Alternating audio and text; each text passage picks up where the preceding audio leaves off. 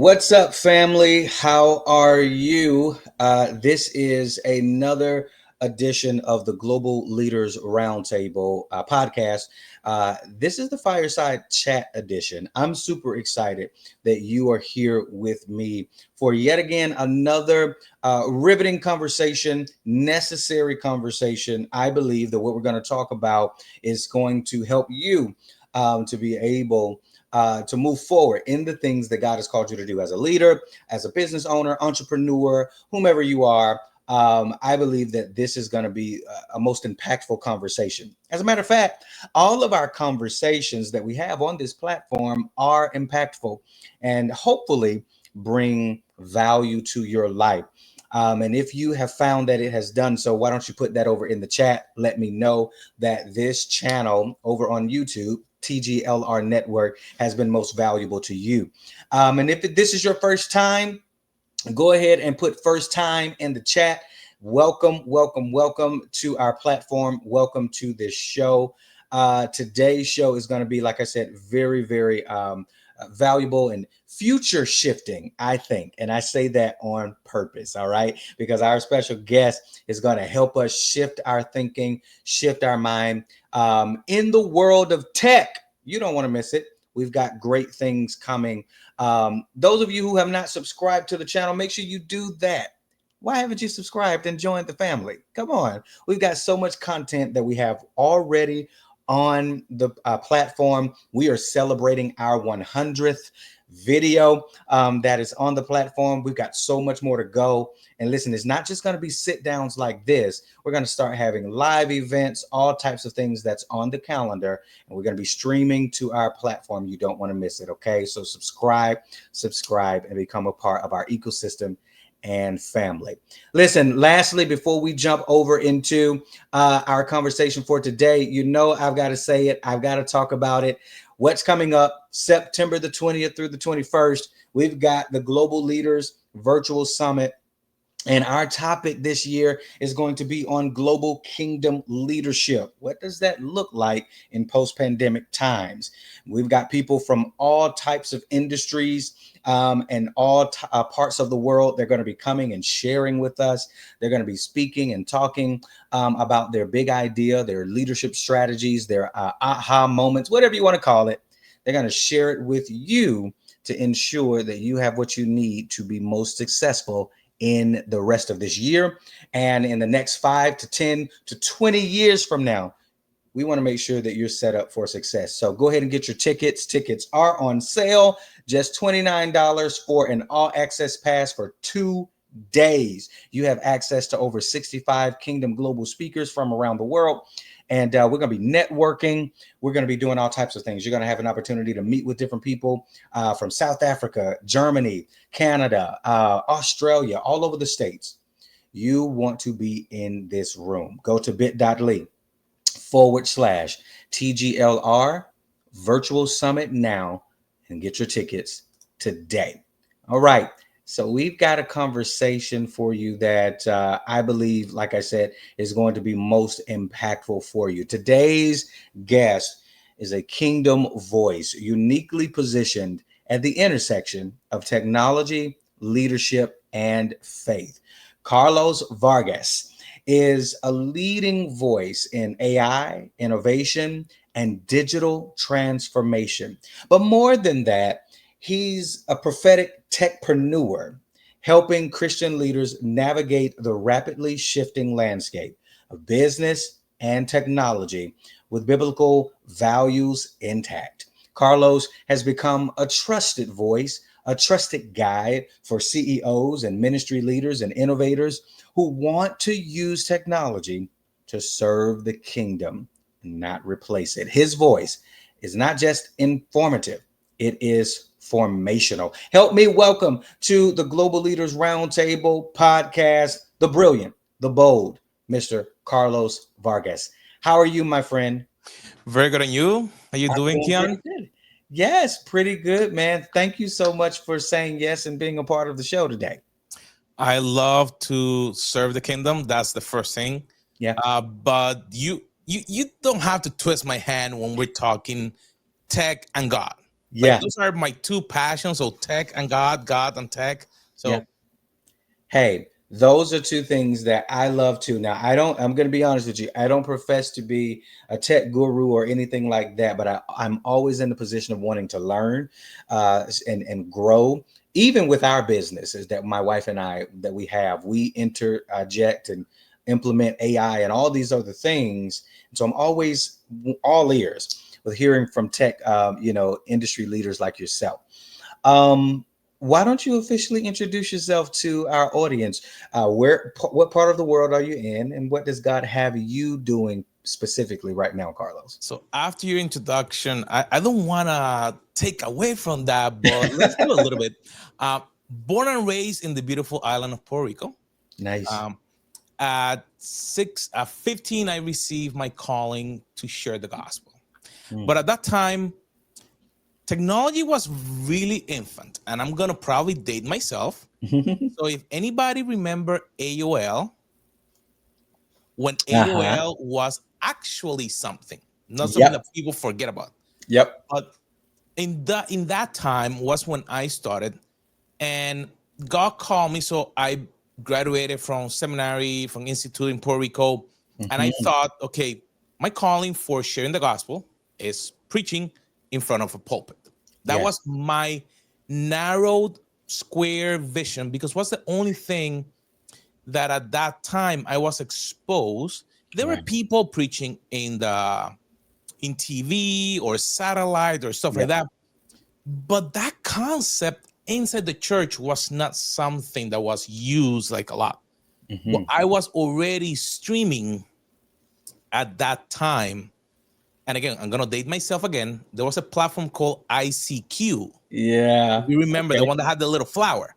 Oh my goodness. And that one brought an option that in the chat rooms, if you had a camera, you could broadcast a little bit of, I don't remember how long it was, Mhm. but you could like be on camera and stuff like that, and you can talk to people.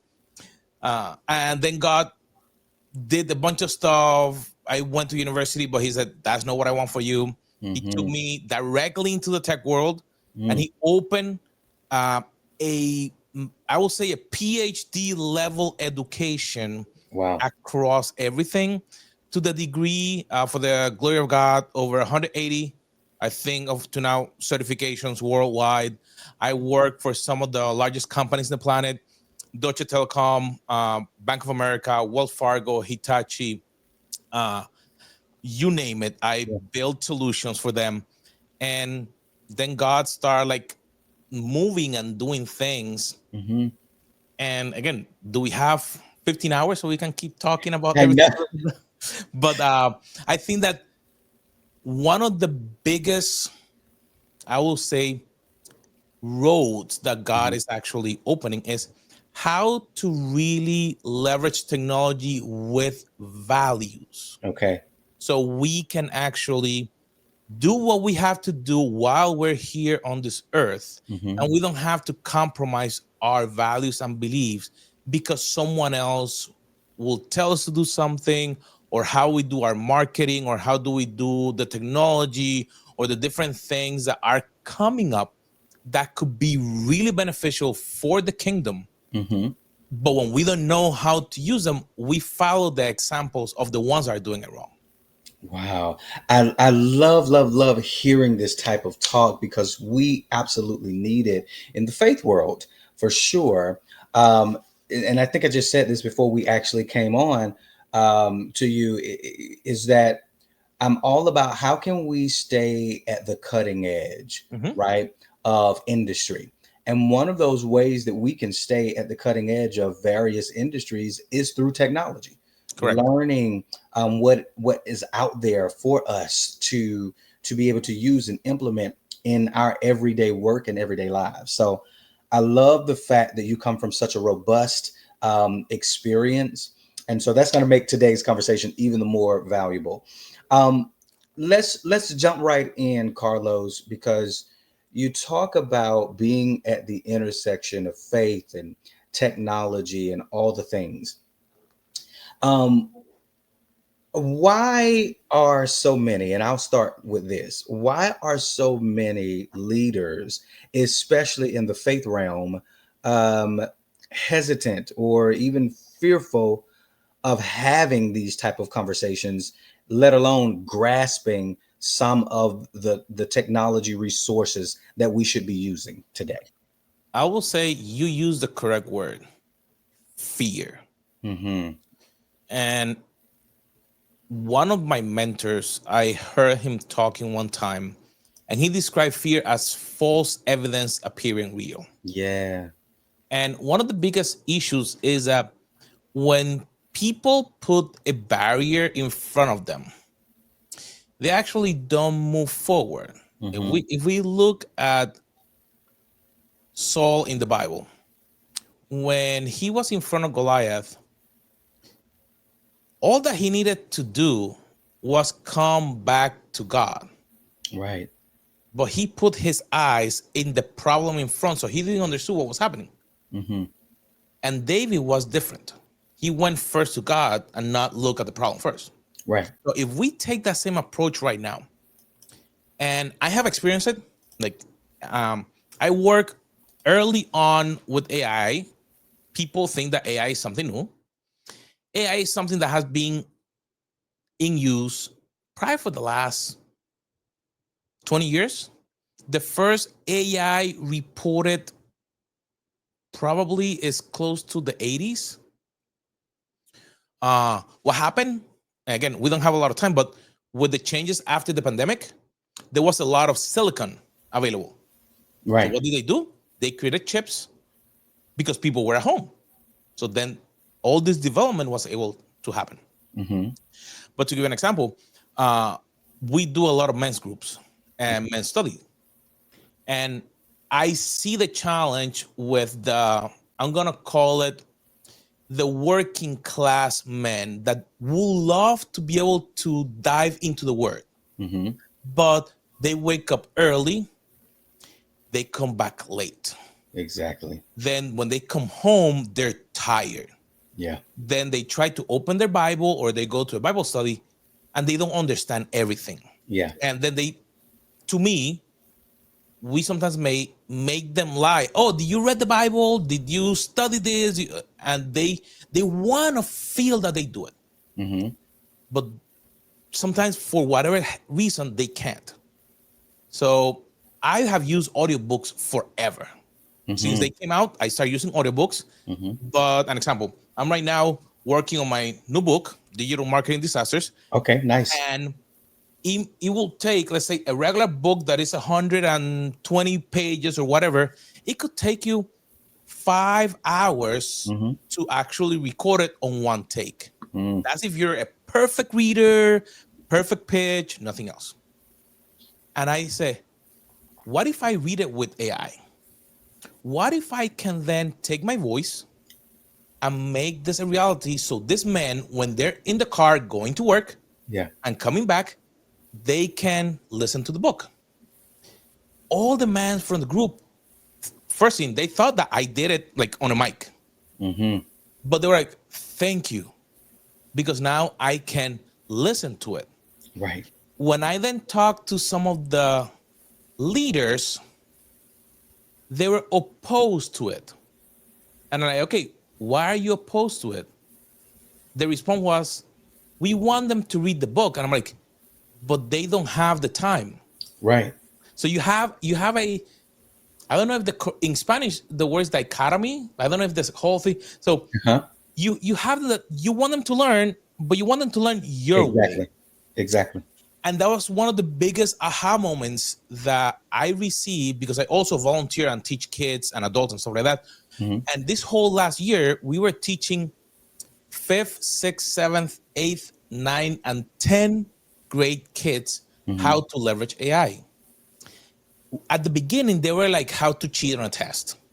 Literally, that was their thing. Right. How do I get the answer? Right. And I showed them, okay, if you cheat on the test, I can Yeah. just replace you. Yeah. Yeah. Because if you just give me an answer, and I told them at that time there were no agents or stuff. There were some things to do automation, Hmm. but not to the degree that right now when we're doing this event. And I show them, look what you could do. And our capstone project, let's call it at the end of the year, Hmm. was how to create a digital marketing strategy with a product to sell their own product Yeah. in conjunction with AI. Why do I make this comment? Because when we start teaching people how to use it, then we can see that AI is, again, just a big index of information. Hmm. You need a brain to actually be able to make it something. Right. AI doesn't start on its own, it doesn't do whatever it wants. And when I teach pastors about how to leverage AI, I go and say, okay, if you're, let's say, from a Baptist background and you're Hmm. more from an Episcopalian background, or you're a Calvinist versus a different one, we can put all those parameters. But the whole idea is not that it will replace you. Hmm. Think about it as that now you have one or multiple helpers that can help you with the research process. Hmm. So you can then start from there to go to the next step in your idea. That is the best and simplest way from a person that think, oh, but I need to feel, because it's a pride thing. Yeah, I I agree. need to feel that I am not lying. I'm like, okay, did you wrote the book or the commentary that you're reading to get ready? No. Right. No, you did. So that's why, like, when I start getting them to, because again, that's why the truth will set you free. But Hmm. also, without vision, like, they think, well, I need to do it. You are the one doing it. Hmm. But in this case, like, I have different, let's call it research helpers. Okay. When I have to do something, I actually have some that are, like, I'm talking literally to Paul, and Okay. I programmed it and say, okay, you're gonna take this type of personality. Here's your parameters here. So when I'm look for something, help me organize everything and the responses, and I go quick Yeah. to be able to help me. When I'm working on tech, I have some that are specifically geared to do that work. And Wow. the reason that I mentioned that is that in today's day, we are overworked, overstimulated, but when we need to sit down and look to do some work, we still need to have the brain power Hmm. to actually think, what is what I need to do. Hmm. All these tools are going to help us be more efficient. Right. But if I don't have an idea, I could, it's like sitting down in front of a computer or a piece of paper and it's a blank stare. I don't know what to do. It's not gonna start on its own and doing everything that I need to do.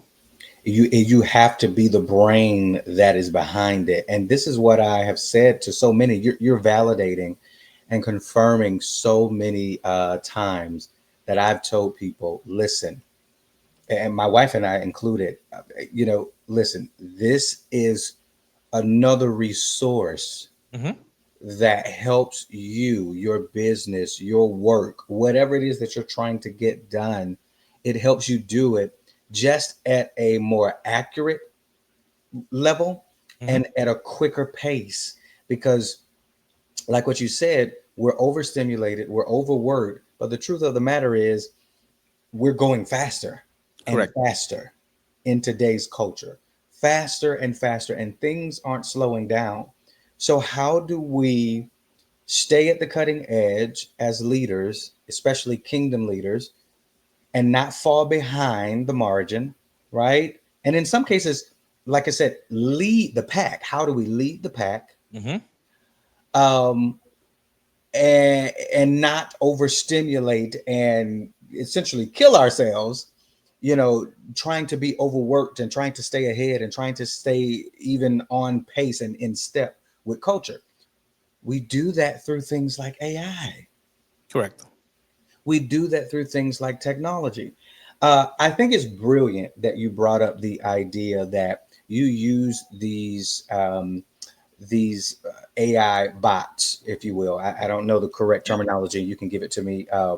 if It's needed. technically what it is. Okay, so you use these AI bots, if you will, and you just gave a gold mine strategy. And I'm sure, I don't know if you teach or train Yeah. people along this line, but you just gave a gold mine strategy that people could really jump off the next level of their business, their ministry, whatever it is that they lead.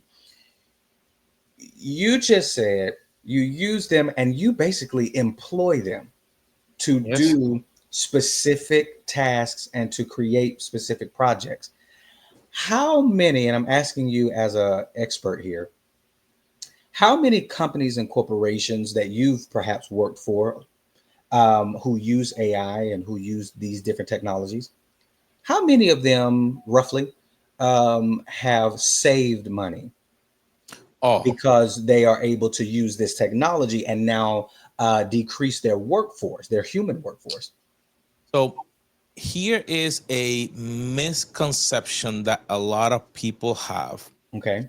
Reducing a headcount. So I work with executives and we have led teams across the world. Hmm. Reducing a headcount is the most expensive thing that a leader could do or Yeah. want to do. Because what Yeah. happens is that if I reduce my budget, I'm not going to get it next year. So Hmm. if I go with the idea of I'm going to reduce headcount, that means that I haven't seen the value of that employee on day one. Indeed. But if I can now say, okay, Johnny can now do his job more efficient, Hmm. faster, and he can now innovate because Hmm. he now feels that he can accomplish more. I'm not saying overwork, just Hmm. look at the words that I'm using. Now, that makes a big difference because Yes. I see a lot of ads of people talking about, oh, cut $200,000 with this bot. I'm like, okay, if you just cut $200,000, you cut almost a position. Yeah. You didn't cut the whole position. So, Hmm. but because we see money, people then think about it. And I wanted to, for people to understand the cost savings Hmm. in productivity, on being able to ship products faster, to be able to innovate in your industry are amazing. I literally, yesterday, in less than 4 hours, Hmm. I built a brand new service, Hmm. website, application, and deployed it, and it's ready to be sold. So people can Wow. buy it in under 4 hours. I am not a coder. I don't code, but again, with the brain power that God gave us, Hmm. we can identify what needs to happen, and now we have the way to do it.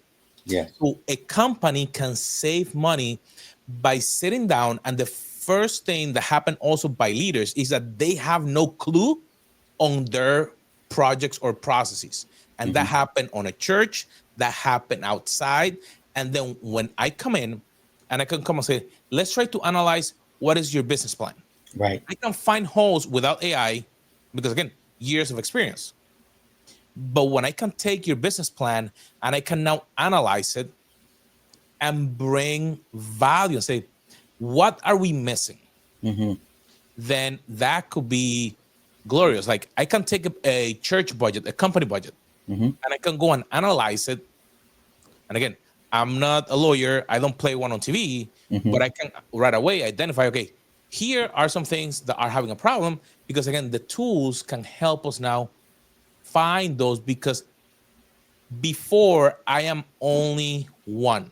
Right. But when I have the power of creating specifically targeted bots or that I can create a prompt and ask specific questions, then it can start having a conversation like, Think about it this way.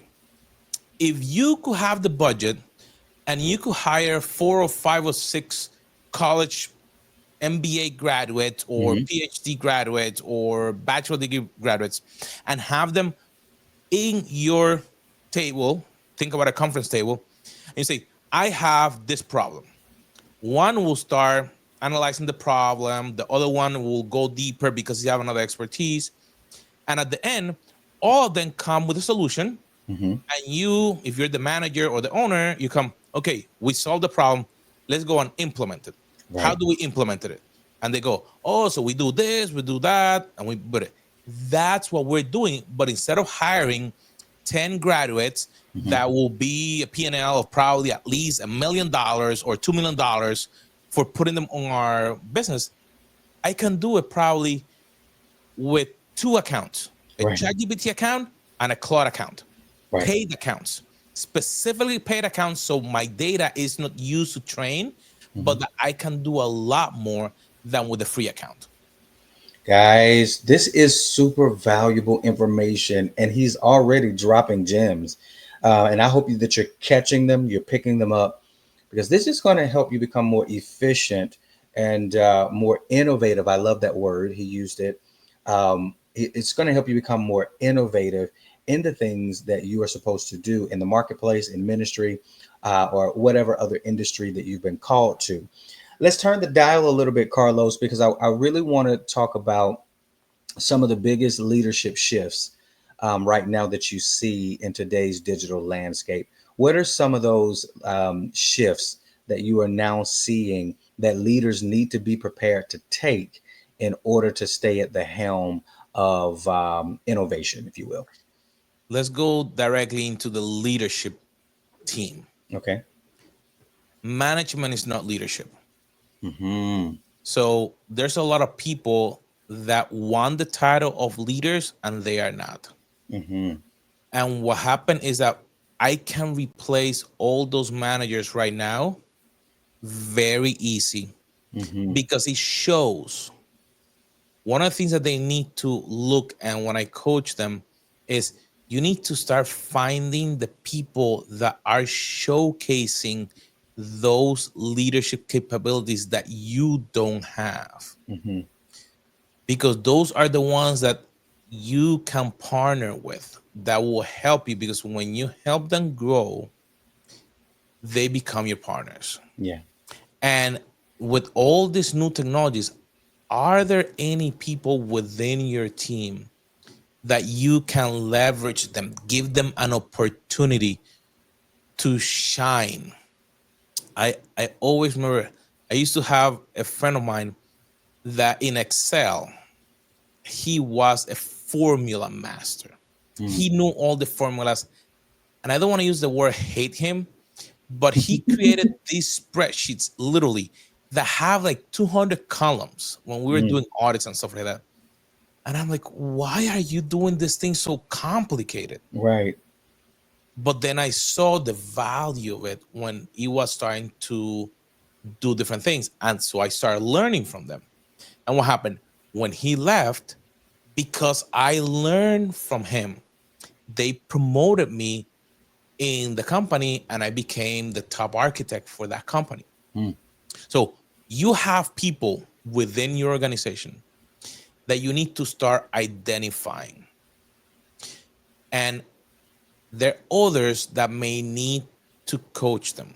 In this day and age, if you don't know what to say, you don't have to just go to HR. Again, you can there's technology allow you to help you build conversation cues, and you can help them. Is there something that interests you, like within the company? It's better to help someone move to a different position that have them stuck being a pain because they are in that role, because I say Hmm. they went to school for that. But like forever I was always asked not only to architect the projects, but then later I had to present, Hmm. and then I had to help marketing. So I started developing those skills even I was not in those roles. And I think that I have managers and leaders and executives that when we partner, they saw the value. Right. So, and then I start growing with it. But for a lot of leaders right now, they are scared about the changes. And when you're scared, you get paralyzed. Mm-hmm. If you are paralyzed, that means that you're not innovating, Yeah. you're not growing, your team is not doing anything new. It doesn't matter what it is. But if you're constantly every day getting 1% better, Right. just 1%, you don't have to get a growth of 10, just get a 1% improvement week over week. Mm-hmm. That means that in a year, your whole team have shift or grow 50%. You think about it. So Mm-hmm. that means that now what we were lacking last year, this same team, without me spending or bringing more people, now change into a completely different team. Now I could be a high performance team Mm-hmm. versus a low performance team because I took the time to help them move to that new level where they need to Right. be. Right. I love this, guys. Carlos, talk to me a little bit about what does it mean to be a kingdom techpreneur. That's a term that is not used often in certain circles, and so I find it very interesting myself. What is a techpreneur? A kingdom techpreneur? Let's start with entrepreneur. People have a dream, have what they want to do. But for a lot of people, technology is their biggest challenge. Yeah. They get blindsided with it, or people tell them and they just buy whatever other people tell them to buy. And I always felt that I was given literally a gift, and our company name is a biblical name called Bezalel. That Mm. if you look in the book of Exodus, when God told Moses to build the tabernacle, Mm-hmm. that name always made me think because Bezalel have never built a tabernacle. Yeah. But God says, go and talk to him. First thing, is full of the spirit. And Right. then he started describing he is good at this and this and this and this. And I'm like, how does he know all that Right. when they have never built tabernacle? And I took it as like, okay, if you really look at those skills, were the technology skills of that time to Right. know how to work in wood, in stone, and different things. And I felt that God have given me similar gifts since I'm really young. I got my first computer when I was 6. Wow. I am almost 50. Mm-hmm. So I've been literally working with computers for over 45 years. Wow. Um, and I have built them, crashed them, do everything. But I felt, what if I can bring what I believe into what I love? And that was a decision that I had to do early on Mm-hmm. because, again, at some point, you will find that people that work in technology are very smart, but you can get in trouble because, again, you may be learning and that learning can take you the wrong route. Right. So I make a decision, say, even though I can learn the bad thing, I'm gonna always look how to praise God with what He have given me, the talent that Mm-hmm. He given me. So if I am preaching or speaking in everything that I do, I always share who I am and who God made me to be. Doesn't matter if it's inside or outside church. Right. So the same thing with technology. I want to be able to share. It's not that if I'm on the wrong place, I have to preach when I'm on a meeting, well, let's say with Google or with AT&T or with someone else, but that my values are reflected on everything that I do. Mm-hmm. And that's what the Kingdom Techpreneur came out. The idea that how can I really help businesses that love the kingdom, that want to praise God, and that they need to use technology for their business, that they Mm-hmm. have to be online, that they have to sell products, that they have to create their books, their offers, everything. How can I bring the skills and talent that God gave me so I can help them with all those needs? Yeah, I really hear, even as you're sharing about this term, I hear in the spirit like there's a rise of kingdom techpreneurs. There's a rise of kingdom techpreneurs that's going to come and really help us innovate, and they are spirit filled, like you said, and they are spirit led, but at the same time they are skilled Mhm. and full of knowledge, wisdom, and understanding. um, are there, and I know you said that you actually work with corporations and organizations all around the world, and some of the biggest ones you have named. um, is there, and maybe I'm asking this question for someone who's listening in, because I know immediately as you were talking I said, wow, this would be brilliant if you don't do this, Carlos. I think this would be brilliant. But is there some sort of apprenticeship, some sort of boot camp, some sort of, school that you have or will have, where you're really training and teaching kingdom techpreneurs how to be innovative and different technologies to use, and how to go then and connect with other organizations? That actually is on the plan. Okay. We did an initial soft launch about a year, and we took about 15 Okay. people through some of it, and we're shifting it a little bit because Okay. of everything that is changing. Okay. And one of the reasons for it is because people sometimes get scared. I wanted to see how to remove that a little bit. The And fear. Yeah. what I found is that, again, the people that are gonna get scared will Hmm. always be scared. So there's nothing that I could do in there. Of course. But we are probably gonna be relaunching that program sometime soon. Hmm. Uh, we initially at that time we call it Entrepreneur Tech Secrets. So that's, if you find that, that's still, we started as a newsletter, and then we did a community where I was teaching every week and helping them with that. Okay. But definitely the idea of living what you are. And I think that that's the big challenge. And I've seen it because inside our churches, we have very talented people, but because we have taught that the only ministries, teacher, preacher, this, then all these other folks go, I don't feel comfortable teaching in front of someone else. Right. Or my stuff is that I work in computers. I Yeah. don't feel comfortable.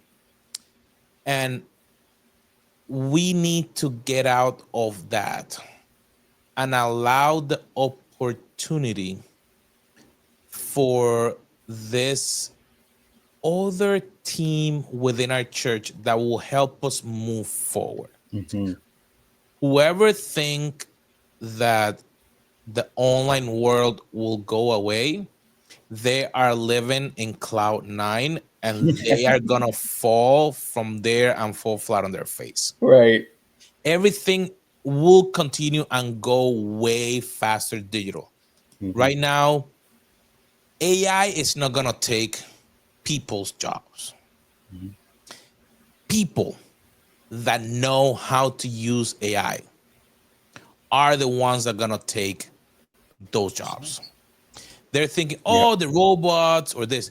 The robot need to be programmed by someone. The Right. automation gonna have to be built by someone. Like I said, if I come right now, even if I want to code and I will be an excellent coder, I cannot code at the speed that a language model can do it. I Hmm. cannot create a video, bring cameras, editing, or do a voiceover at the speed that I can do it with some of the technologies that are available. Right. What we need to do is to start learn how to use it so we can move the kingdom forward.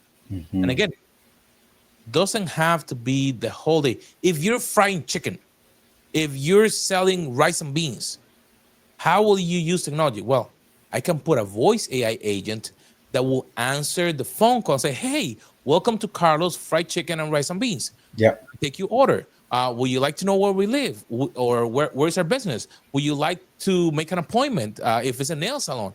You Yeah. see, there are so many ways that we can leverage technology right now. And again, here's what people have been used to with technology. I want it free. Here's what you have never read, that what you're giving them is your information on every email, Mm-hmm. every text, everything that you send through all of those free platforms. That's the reason why they give it to you for free, Yeah. because they have trained their systems. When you now you're building a system for you. So there has to be some investment, Mm-hmm. but you have to think, if I can book 20 more appointments a day, or let's say 5 appointments a day, and let's say that it's cutting hair, and that's $50 for each of them. Mm-hmm. That's $250 extra per day. So we're talking about that I could be adding about 5K a month, and probably that automation may cost you $3,000 to $4,000 to build it initially, Mm-hmm. depending on how much you want. But now you don't have to answer the phone anymore, Yeah. because it will do it for you. It Yeah. will book it automatically for you. Mm-hmm. You can somebody call you and you didn't answer the phone, you can put it to call back. Yeah. You see, or a church, like people want to know about the church. You can automatically, oh, thank you for calling Holy Land Church. We are at 123 Street, Georgia, or whatever it's gonna be. Yeah. Our services are, and do it automatically, but even with the tone that could sound and be for your community, because hyper personalization was one of the talks that I did in one of the conferences. When you learn your community and you Mm-hmm. can serve your community, again, we're speaking English, Yeah. but my native language is Spanish. Yeah. So I cannot speak to someone that only speaks Spanish in English, Right. because they're not gonna get it. Right. But there's technology that helps, because my kids speak Spanish. Sorry, speak English. Mm-hmm. So I go to church in Spanish. Yeah. So one of mine liked to sit down with me, and he actually has his phone with the translator app, because he likes the pastor. So I he love actually that. is reading the service whole time, seeing the translation. He understands some and stuff like that, but to get the whole meaning, he looks at the phone that is literally translating everything. So again, they are technology that can help us be efficient Mm-hmm. and to be the God fearing leaders that we need to be. Yeah. Oh, this is powerful. This is powerful. And I wish that we had even more time to dive in. But I think this is more than enough for people to begin to chew on. And even those individuals who have been dealing with a bit of fear um, with grasping technology and beginning to implement it in their businesses and their ministries. I think this is more than enough for them to have gotten over that hump and begin to really think about the possibilities of efficacy that they could walk into, productivity, scalability, Mhm. all of the things that they could really get a better grasp on and increase in if they just take the time to begin to learn and implement AI and other technologies that's here to stay. Mhm. Okay, like you said, Carlos, some of this stuff, most of this stuff isn't going away. It's just going to evolve into something greater or something new, but it's going to be pretty much the same type of thing. It's not going away. Correct. It's not going to go away. Learning about there is not one model. Yeah. That is a mistake that a lot of people have. And again, we don't have enough time to go through that, but learn it. Here's, I think, the best advice. Hmm. We have been taught that a calculator or a computer was fact based, only ones and zeros, meaning Hmm. 2 plus 2 will always be 4. Hmm. Now, yeah, it's 4, but it could be 1 + 1 + 1 + 1 is equal 4. Or it could be a combination of things to get us to that answer. Mm-hmm. And people are not used to having that if, like, oh, but I'm not sure of the answer. And again, these technologies are evolving, Mm-hmm. but the best way to do is that they are here to help us do what we need to do. Mm-hmm. They are not the drivers. Right. We are the drivers or the decision makers. Right. So for a company, if they need to implement an AI strategy, it's not about having a paper that says AI strategy. Mm-hmm. For a church to say we are using AI, to give an example, I did a voiceover translation for a video that was created, Mm-hmm. and the church did it in English. It was for the Spanish church. So I did the whole thing, same music, same everything. So then we can mix and splice it and put the video for the opening. Mm-hmm. And why do we do that? Because subtitles don't cut it. Right. So again, if we think about how we can serve our communities, and before it was, well, I wish that something like that existed. Now all that you have to do is like, God, how can I help my community? And the same idea that you had, that God was giving it to you, and all that you needed to do was find a couple of programmers. Now you can go, can I do this? And ask ChatGPT, Claude, and they probably will give you, oh, that already exists. Mm-hmm. That's the cool thing. You're probably not the first one. Yep.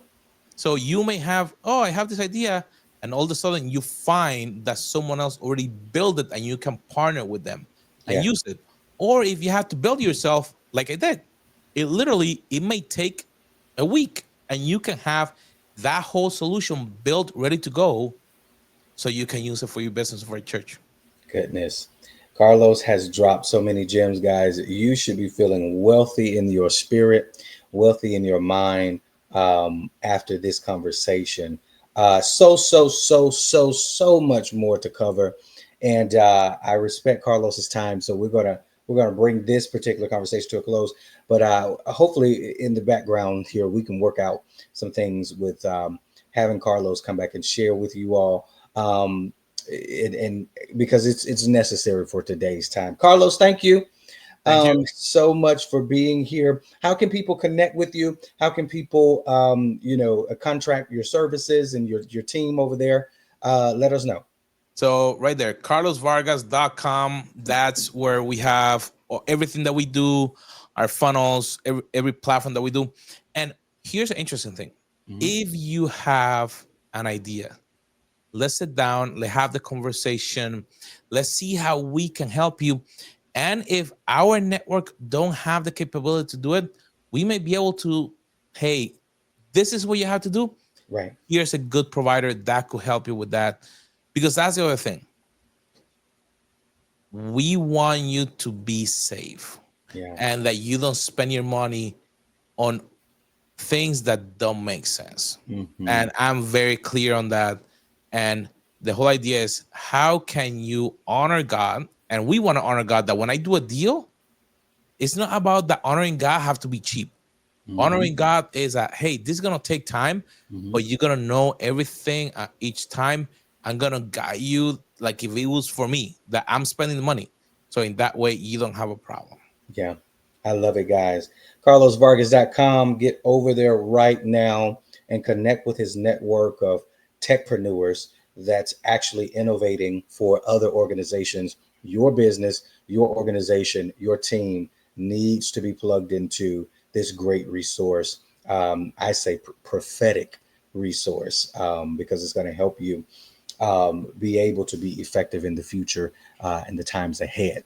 Guys, thank you so much for being here. Carlos, hang tight for me while we wrap things up here. Um, guys, thank you. Thank you so much for being here and being a part of this necessary conversation.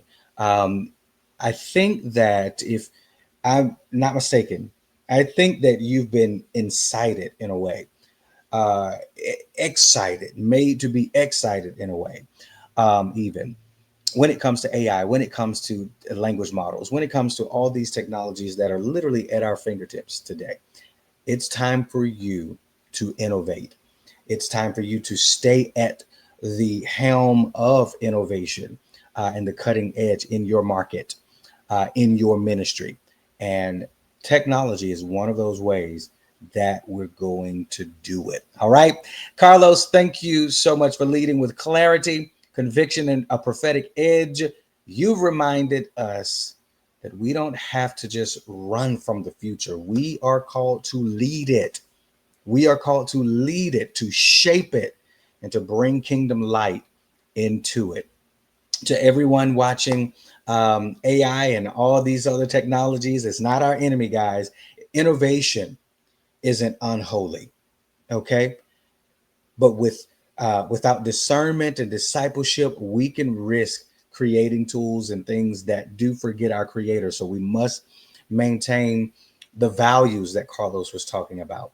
We must maintain the submission to Holy Spirit as we are being used in these areas. All right. I am your host, Kenyon R. Dudley, and this is the Global Leaders Roundtable, where leaders leaders are being led with faith, and they are being led with innovative wisdom, and they are being led to build the next thing that God has called them to build. All right, guys, until next time, lead the future. Don't follow it. Remember, we're at the helm of it. All right. Talk with you soon.